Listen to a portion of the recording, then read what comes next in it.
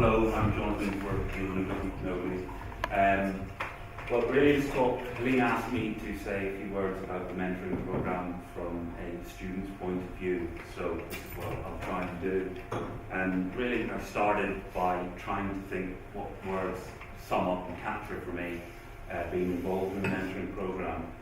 And these were really applied, the knowledge is useful, it's quality knowledge, quality training, and I think just it's opening up a sense of being part of the community.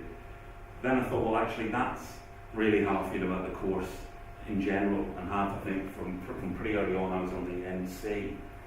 And I think that's really the thing that I take away from it, that it's hard to separate out the mentoring programme from the rest of it, from the industry, from the education.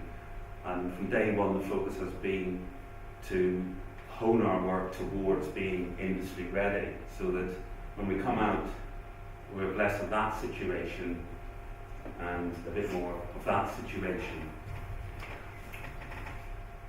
So, I mean, yes, from day one in the course, the design process, its importance, its value for coming up with, planning the research down to concept and then blowing it into development and production around pieces has been hammered home. And slowly, since that point, we've been encouraged to ratchet up the quality of our ideas, get our technique tighter, speed our process up, and basically to demand a higher standard of our work. And I think this is where the mentoring program has sort of engaged and taken me personally forward, in that standard now is increasingly of an industry level, is how I feel. But I wasn't, I was definitely a little worried about what I was getting involved in. I thought it might be a bit intimidating or even a little bit strange. But again, because of this integration, because of talking with people, some who were here from last year, and also having Helene's famous speed dating events, the wall between the years and the industry practitioners was dissolving before we went into the mentor program, so we were pretty comfortable going in, or I felt. So Helene asked me to comment on what I thought its value was, what I learned from it. Well, I suppose from a value point of view, the best thing would be to show what happened to some of the work. This was a campaign that I did with Ian, so I should have mentioned Ian Farmer as my mentor, which is the first one we did together. And this was to create a campaign to promote a group and society that I felt got a raw deal. And I chose overweight people because I've got a good friend who was, she shocked me about a story about how blasé people were about commenting on her weight. And she said that, she knew she was overweight.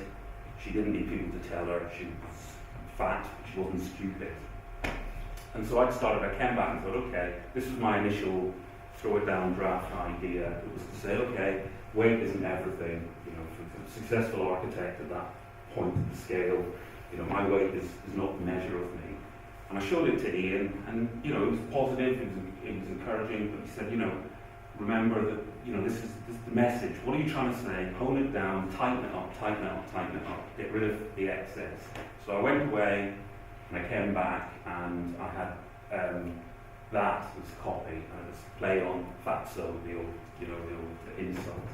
And again, Ian said, right, okay, what you've got to remember is because something looks minimal, it's not necessarily minimal. You can still have too many elements, albeit crammed inside all the white space. So I went away again, and that's essentially what was submitted in the end, which was stripped down fatso, stop fat prejudice, and the possibility to roll it out. So what have I learned? Well, although I think the key thing that all comes together, and Ian wouldn't phrase it like this, but I think it's visual communication, stupid. That's the core message I got.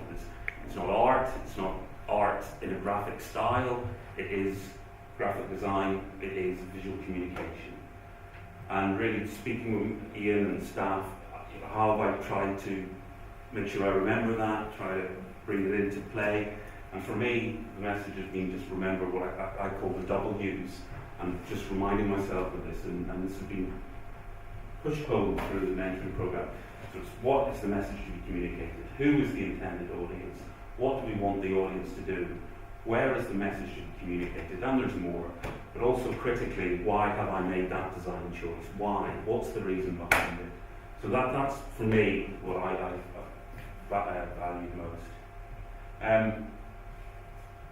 I just sort of want to wind up by emphasising the community aspect, both in terms of the staff and the mentor, my mentor Ian, but also I've been visiting some of the other mentors and they've been incredibly generous with their time, really have, spent time with me and did not give signals right, just, right, okay, out you go. None of that. They sat down and went through it with me. And what I realised was that these people really are on your side. It's a bit of a cliche, but what they are as a community of professionals who are wanting us to join them. And really from that, you appreciate that their comments are constructive, they're meant well, and because of that, I learned to love criticism.